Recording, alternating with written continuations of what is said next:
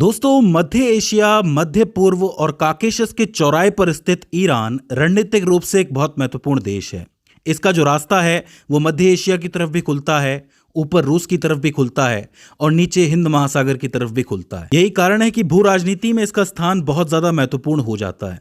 दोस्तों, ईरान का भूगोल जितना समृद्ध है उतना ही जटिल भी है। यहाँ पर आपको बीच में केंद्र के अंदर रेगिस्तान भी देखने को मिलते हैं, बड़ी बड़ी पर्वत श्रृंखलाएं भी देखने को मिलती हैं और साथ ही बर्फीला क्षेत्र भी देखने को मिलता है। अगर हम इसकी स्थिति की बात करें तो ये उत्तरी और पूर्वी गोलार्ध में स्थित है, यानी कि नॉर्दर्न और ईस्टर्न हेमिस्फेयर के अंदर। अक्षांश या फिर लैटिट्यूड की बात करोगे तो 24 डिग्री नॉर्थ से लेकर 40 डिग्री नॉर्थ तक जाता है, यानी कि ये ट्रॉपिक ऑफ कैंसर यानी कि कर्क रेखा के करीब है। इसलिए यहाँ पर उष्णकटिबंधीय प्रभाव आपको देखने को मिलेगा, जो भी ट्रॉपिकल इम्पैक्ट है। लेकिन मध्य और पूर्व के इलाकों में आपको रेगिस्तान भी देखने को मिलेगा, जिसकी वजह है यहाँ की पर्वत श्रृंखलाएं। देशांतर यानी कि लॉन्गिट्यूड की बात करोगे तो 44.14 डिग्री ईस्ट से लेकर 63.20 डिग्री ईस्ट तक जाता है। इस हिसाब से यहाँ पर आपको थोड़ा बहुत ट्रॉपिकल इम्पैक्ट देखने को मिलेगा, यानी कि उष्णकटिबंधीय प्रभाव, और बाकी जगहों पर समशीतोष्ण प्रभाव देखने को मिलेगा। लेकिन चूंकि पहाड़ यहाँ पर मौजूद है इसलिए बीच में रेगिस्तान बना हुआ है। अगर क्षेत्रफल की बात करें तो इसका क्षेत्रफल लगभग 16,48,195 वर्ग किलोमीटर है, जिससे कि ये मध्य पूर्व का दूसरा बड़ा देश बनता है और पूरी दुनिया का 18वां बड़ा देश बनता है। तो याद रखना, मिडिल ईस्ट का दूसरा सबसे बड़ा देश कौन सा है? ईरान है। और दुनिया का 18वां सबसे बड़ा देश कौन सा है? तो वो भी ईरान है। सीमाओं की बात करें तो ईस्ट के अंदर ये अफगानिस्तान और पाकिस्तान से लगता है। दक्षिण में देखोगे तो फारस की खाड़ी यानी कि पर्शियन गल्फ और ओमान की खाड़ी गल्फ ऑफ ओमान से ये लगता है। पश्चिम यानी वेस्ट में इसके इराक पड़ता है। उत्तर पश्चिम में तुर्की देखने को मिलेगा। उत्तर में देखोगे तो आर्मेनिया और अजरबैजान देखने को मिलेंगे और साथ ही कैस्पियन सागर भी देखने को मिलेगा। और फाइनली उत्तर पूर्व में आपको तुर्कमेनिस्तान देखने को मिलेगा। इस हिसाब से ईरान की कुल जमीनी सीमा लगभग 5,894 किलोमीटर की हो जाती है। अगर मैं ईरान की राजधानी की बात करूं तो ईरान की राजधानी है तेहरान, जो कि एक बहुत बड़ा विशाल महानगर है, जो कि अल्बोर्ट्स पर्वत श्रृंखला की तलहटी में स्थित है। यहाँ पर आपको अल्बोर्ट्स पर्वत श्रृंखला नजर आएगी, उसी की तलहटी में ये मौजूद है।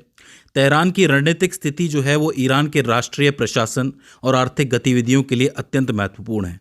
कहने का मतलब ये है कि ईरान एक ऐसी जगह पे बसा हुआ है जहां से सारा एडमिनिस्ट्रेशन देखा जाता है, मतलब प्रशासन देखा जाता है।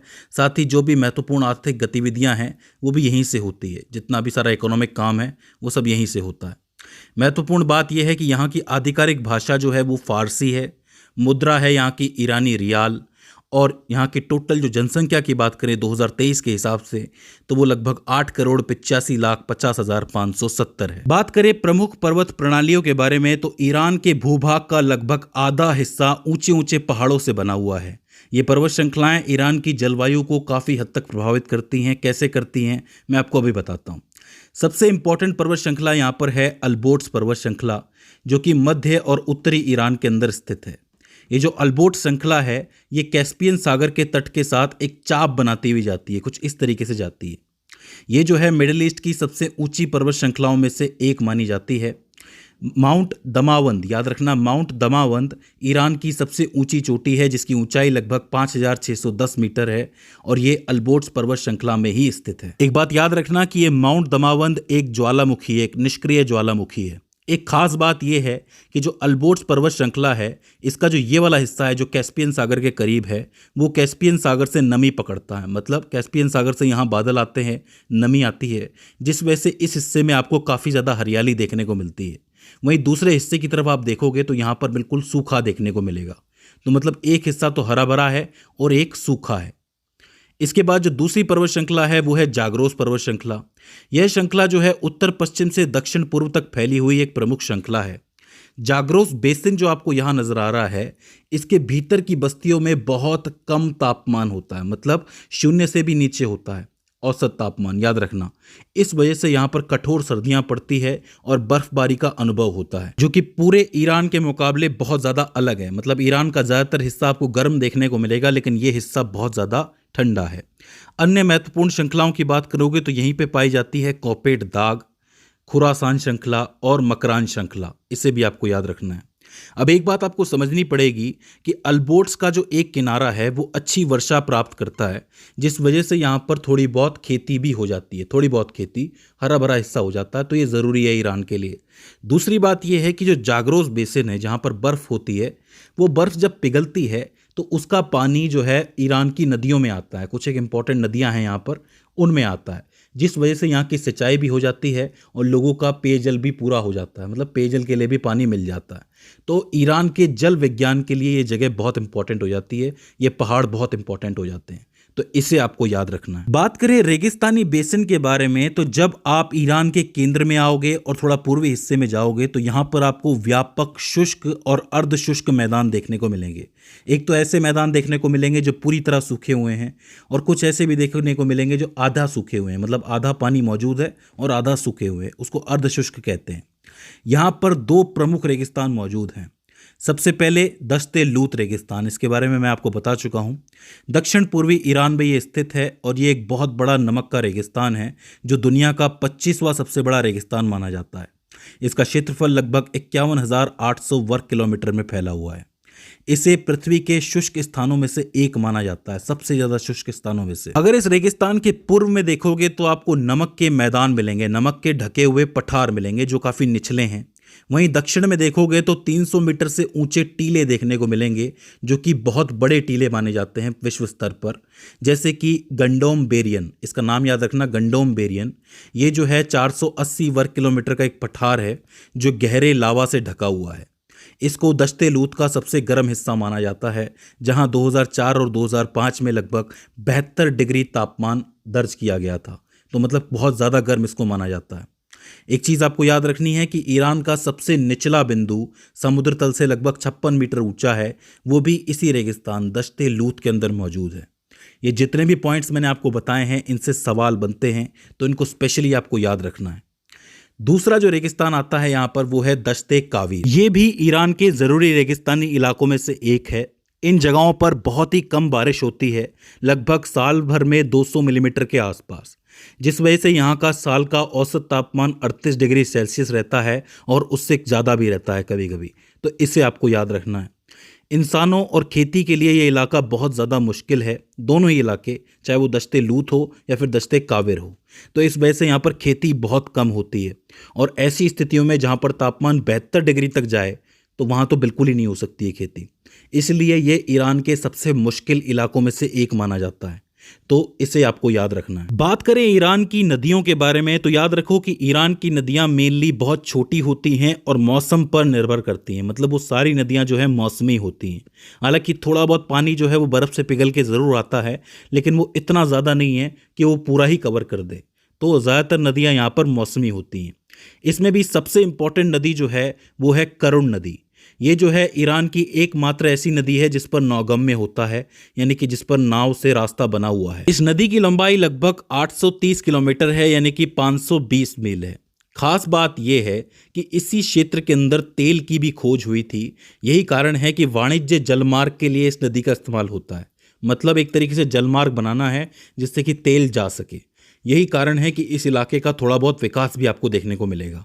थोड़ा बहुत तो नहीं है, बहुत ज़्यादा विकास है, क्योंकि ईरान की इकोनॉमी का एक बड़ा हिस्सा जो है वो इसी पर डिपेंड करता है। तो करुण नदी को आपको याद रखना है। दूसरी आती है अरास नदी। अरास नदी जो है वो ईरान की सबसे लंबी नदी मानी जाती है, जिसकी कुल लंबाई लगभग 666 मील है। ये जो नदी है तुर्की, अर्मेनिया और अजरबैजान के साथ साझा होती है और आखिर में जाके कैस्पियन सागर में गिरती है। तो इसे भी आपको याद रखना है। इसके बाद आती है करखे नदी, जो कि लगभग 559 मील लंबी है। ये जो नदी है ये टाइग्रिस नदी से जाकर के मिलती है और फारस की खाड़ी में जाके गिरती है। तो ये भी इंपॉर्टेंट हो जाती है। इसके बाद आती है सफ़ेद रुद नदी। ये लगभग 416 मील लंबी है और अपनी भारी मात्रा में मछली के लिए जानी जाती है। तो मछली के लिए कौन सी नदी जानी जाती है? सफ़ेद रुद नदी। याद रखना, ये भी जाके कैस्पियन सागर में ही गिरती है। इसके बाद आखिर में आती है अनेक नदी। ये भी लगभग 416 मील लंबी है और ये भी कैस्पियन सागर में जाके मिलती है।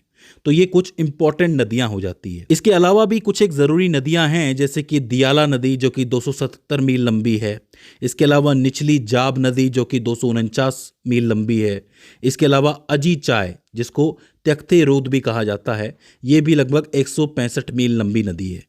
तो ये सारी नदियां जो हैं आपको याद रखनी है। इसके बाद अगर हवाई अड्डों की बात की जाए तो 5 इंपॉर्टेंट हवाई अड्डे जो हैं ईरान के अंदर हैं, जो अंतर्राष्ट्रीय हैं, जिनको सबसे इंपॉर्टेंट माना जाता है। एक तो है इमाम खुमैनी अंतर्राष्ट्रीय हवाई अड्डा जो कि तेहरान के अंदर मौजूद है, राजधानी के अंदर है। अंतर्राष्ट्रीय हवाई अड्डा है, ईरान का सबसे व्यस्त हवाई अड्डा इसको माना जाता है, तो इसे आपको याद रखना है। दूसरा है मेहराबाद अंतर्राष्ट्रीय हवाई अड्डा, ये भी तेहरान के अंदर मौजूद है। जितनी भी घरेलू फ्लाइट्स आती हैं वो सब यहीं यहाँ पे आके उतरती हैं, तो तेहरान का प्राथमिक घरेलू हवाई अड्डा है, इसे आपको याद रखना है। तीसरा आता है शाहिद हाशमी नेजाद अंतर्राष्ट्रीय हवाई अड्डा, ये मशहद के अंदर मौजूद है और ये यातायात के लिए ज़रूरी माना जाता है। इसके बाद आता है शाहिद दस्तगैब अंतर्राष्ट्रीय हवाई अड्डा जो कि शिराज के अंदर मौजूद है और ये भी अंतर्राष्ट्रीय यातायात के लिए ज़रूरी माना जाता है। और आखिर में आता है तबरीज अंतर्राष्ट्रीय हवाई अड्डा जो कि तबरीज़ के अंदर है और ये भी अंतर्राष्ट्रीय यातायात के लिए ज़रूरी माना जाता है। तो ये 5 हवाई अड्डे हो जाते हैं, इनको आप ज़रूर नज़र के अंदर रखना। 2 जो तेहरान वाले हैं उनको तो ज़रूर रखना, एक तो है इमाम खुमैनी और एक है मेहराबाद अंतर्राष्ट्रीय हवाई अड्डा। इसके बाद आखिर में बात करें बंदरगाहों के बारे में, तो यहाँ कुछ एक ज़रूरी बंदरगाह हैं, जैसे कि बंदर अब्बास, ये जो है हॉर्मुज की खाड़ी पर मौजूद है, समुद्री बंदरगाह है। जो चीन का जो रास्ता है शिपिंग के लिए एक बड़ा रास्ता है और रेल नेटवर्क है, वो यहीं से जुड़ा हुआ है और ईरान का सबसे प्रमुख समुद्री द्वार इसे ही माना जाता है, तो इसे आपको याद रखना है। दूसरा आता है खुर्रम शहर बंदरगाह, ये जो बंदरगाह है ये एक नदी बंदरगाह है, मतलब करुण नदी के ऊपर ये बना हुआ है और खुजेस्तान मैदान के अंदर है। ये बंदरगाह जो है वो रेलवे और सड़क नेटवर्क से जुड़ा हुआ है, तो इसे आपको याद रखना है, खुर्रम शहर। तीसरा आता है बंदर खुमैनी। बंदर खुमैनी जो है खुमैनी शहर के अंदर है, समुद्री बंदरगाह है। चीन से यूएई शिपिंग के लिए एक महत्वपूर्ण बहुउद्देशीय औद्योगिक केंद्र माना जाता है इसको। चीन से जो भी माल शिपिंग होके यूएई वगैरह जाता है या फिर कोई और भी काम होता है, वो सारा काम यहीं से होता है, तो ये एक बहुउद्देशीय बंदरगाह है, इसे आपको याद रखना है। आखिर में आता है आपका अमीरबाद बंदरगाह जो कि अमीरबाद के अंदर मौजूद है, समुद्री बंदरगाह है, इसलिए इसको भी ज़रूरी माना जाता है। एक बंदरगाह आप और याद रख लो जो कि अंजाली बंदरगाह है, ये कैस्पियन सागर के ऊपर बना हुआ है। हालांकि कैस्पियन सागर के ऊपर एक नौशहर भी बना हुआ है, नौशहर बंदरगाह, उसे भी आप याद रख सकते हो। तो कैस्पियन सागर के 2 हो जाते हैं, एक अंजाली और एक नौशहर। अमीराबाद को आप वैसे याद रख लोगे, अमीरबाद को। बंदर खुमैनी, खुर्रम शहर और बंदर अब्बास, इन तीनों को अलग से याद रखना सबसे प्रमुख है। तो ये हो जाते हैं इंपॉर्टेंट बंदरगाह, आई होप आपको समझ में आए होंगे। तो दोस्तों ये हो जाता है ईरान का बेसिक भूगोल। आई होप इससे आपने कुछ ना कुछ नया ज़रूर सीखा होगा। एक बात याद रखना, ईरान की जो इकोनॉमी है वो मेनली ऑयल पर डिपेंड करती है, मतलब तेल पर डिपेंड करती है। और भी चीज़ें हैं यहाँ पर धीरे धीरे डेवलप हो रही हैं, लेकिन ऑयल उसके अंदर सबसे प्रमुख है। तो दोस्तों मुझे उम्मीद है कि इस वीडियो से आपने कुछ ना कुछ नया ज़रूर सीखा होगा। अगर इसके बाद भी इसके अंदर आपको कोई क्वेरी आती है, कोई दिक्कत आती है, तो आप हमें कमेंट सेक्शन के अंदर बता सकते हैं। तो दोस्तों आज की इस वीडियो के अंदर बस इतना ही। See you in the next one.